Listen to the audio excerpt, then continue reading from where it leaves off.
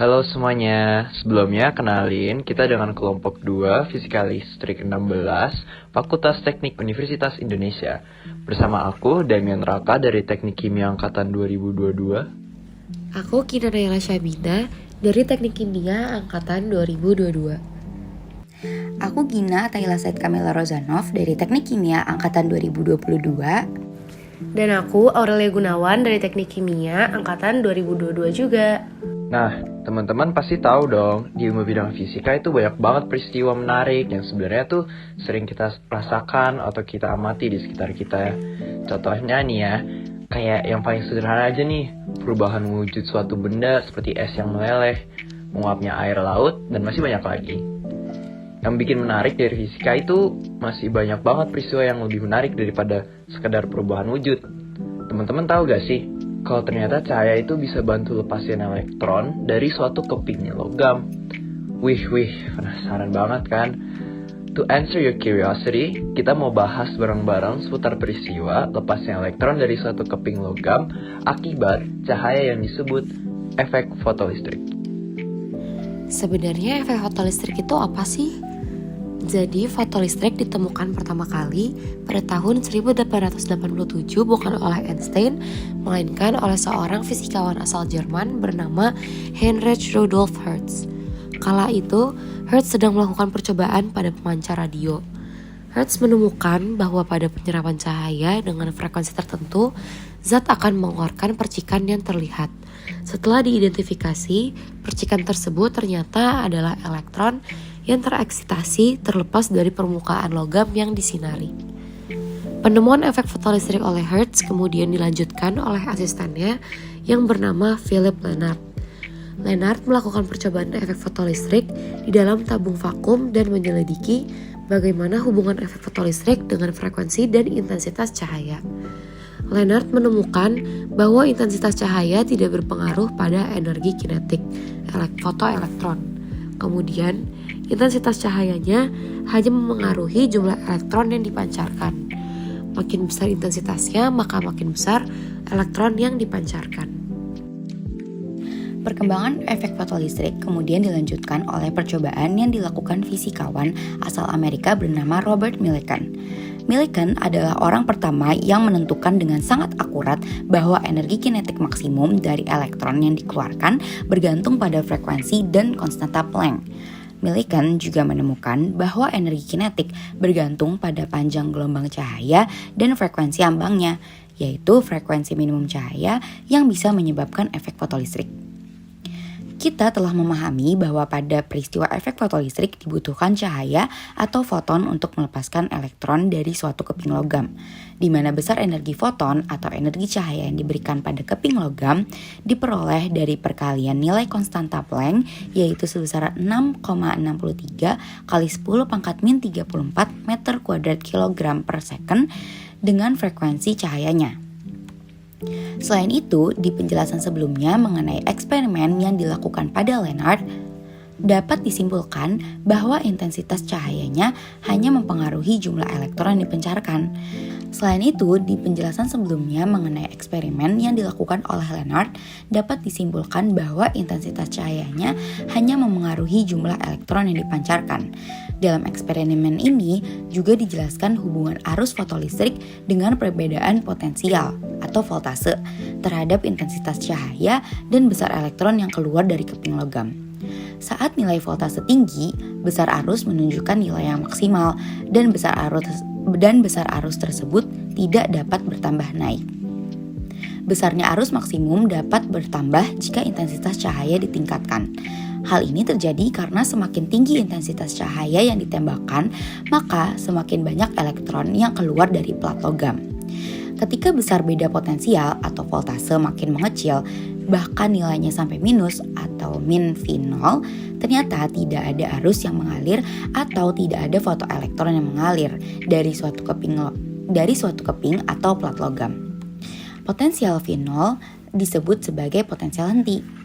Dari hasil eksperimen yang dilakukan, ternyata nilai beda potensial tidak bergantung pada intensitas cahaya yang diberikan, melainkan karena banyaknya muatan fotoelektron yang keluar dari plat. Data-data eksperimen tersebut juga akhirnya dapat diperoleh besar energi kinetik maksimum yang dihasilkan efek fotolistrik, di mana energi kinetik maksimum merupakan hasil dari perkalian muatan elektron yang dihasilkan dari potensial hentinya.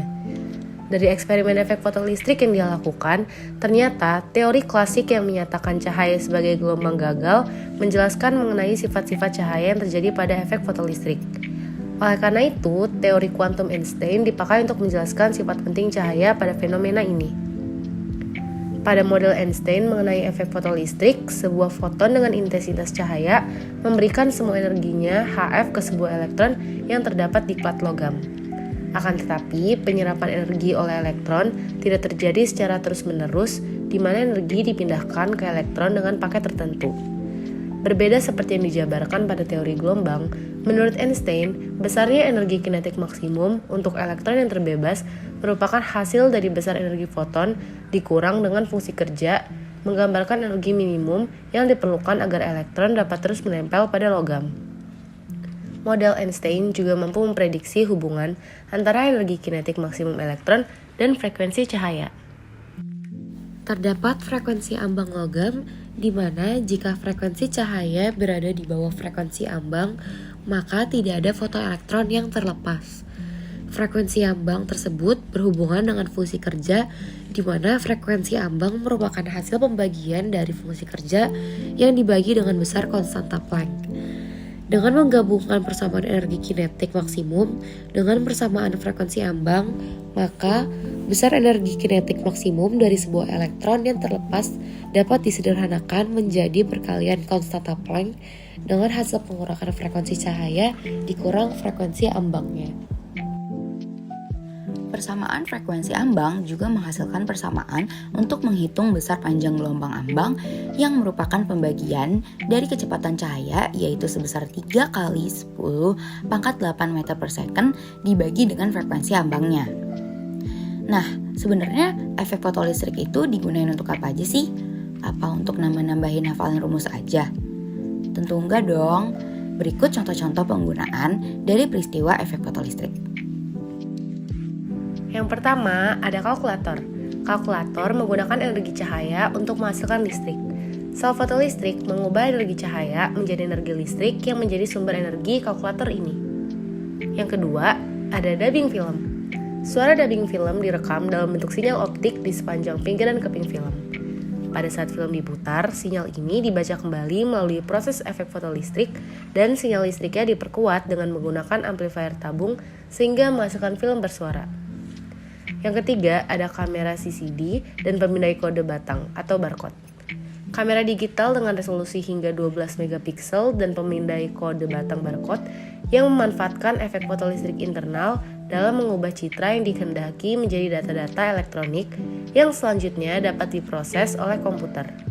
Kamera mengubah data-data dari lensa dengan proses efek fotolistrik sehingga dapat ditampilkan di monitor atau di layar ponsel kita. Yang keempat, ada mesin fotokopi. Cara kerja mesin fotokopi yaitu lampu expose menghasilkan cahaya terang untuk menyinari dokumen dan akan dipantulkan lewat lensa dengan sensor CCD. Setelah itu, lensa akan mengarah ke bagian silinder fotosensitif yang akan menjadikan elektron-elektron muncul. Toner yang bermuatan negatif akan ditarik ion-ion positif yang berada pada silinder. Selanjutnya, kertas akan dilewatkan melalui 2 buah rel panas yang saling bertekanan yang akan melelehkan toner dan menempel erat pada kertas. Dan seterusnya, drum akan berputar. Nah, sebetulnya bukan cuma 4 alat itu yang memanfaatkan efek fotolistrik. Ada beberapa lain aplikasi pada tabung foto pengganda atau foto multiplier tube. Nah, dengan menggunakan tabung ini, hampir semua spektrum radiasi elektromagnetik dapat diamati. Dan tabung ini memiliki efisiensi yang dapat dikatakan sangat tinggi. Bahkan, ia dapat mendeteksi foton tunggal sekalipun. Dengan menggunakan tabung tersebut, kelompok peneliti Super Kamiokande di Jepang dapat berhasil menyelidiki massa neutrino yang akhirnya dianugerahi hadiah Nobel pada tahun 2002. Selain itu, efek fotolistrik eksternal juga dapat dimanfaatkan untuk tujuan spektroskopi melalui peralatan yang bernama photoelectron spectroscopy atau PES. Nah, ada juga contoh lain yang berupa fotodiode atau fototransistor yang bermanfaat sebagai sensor cahaya berkecepatan tinggi. Bahkan, dalam komunikasi serat optik transmisi sebesar 40 GB per detik yang setara dengan pulsa cahaya sepanjang 40 pikodetik masih dapat dibaca oleh fotodiode. Fototransistor yang sangat kita kenal manfaatnya dapat mengubah energi matahari menjadi energi listrik melalui efek fotolistrik internal. Sebuah semikonduktor yang disinari dengan cahaya tampak akan memisahkan elektron dan hole. Nah, kelebihan elektron di satu sisi yang disertai dengan kelebihan hole di sisi lain akan menimbulkan suatu beda potensial atau tegangan listrik yang jika dialirkan menuju beban akan menghasilkan suatu arus listrik. Nah, pasti teman-teman juga kaget karena sebetulnya efek fotolistrik ini dapat digunakan dalam beberapa alat-alat yang mungkin kami setiap hari sudah melihat. Jadi lumayan berguna kami belajar mengenai efek fotolistrik ini. Oke teman-teman semuanya, di video ini tadi kita udah bahas banyak nih, dari penemuan efek fotolistrik, konsep dan persamaan, sampai penggunaannya juga udah. Gimana? Udah nambah wawasan teman-teman belum? Oke, kalau gitu segini aja nih yang bisa kelompok 2 kasih untuk teman-teman semuanya. Tapi meskipun masih sedikit banget yang dibahas, bakal tetap membantu dan menambah wawasan teman-teman semuanya. Sekian aja dari kelompok kita. Jangan lupa like, komen, sama share video ini ke grup-grup teman-teman ambis semua. Dadah!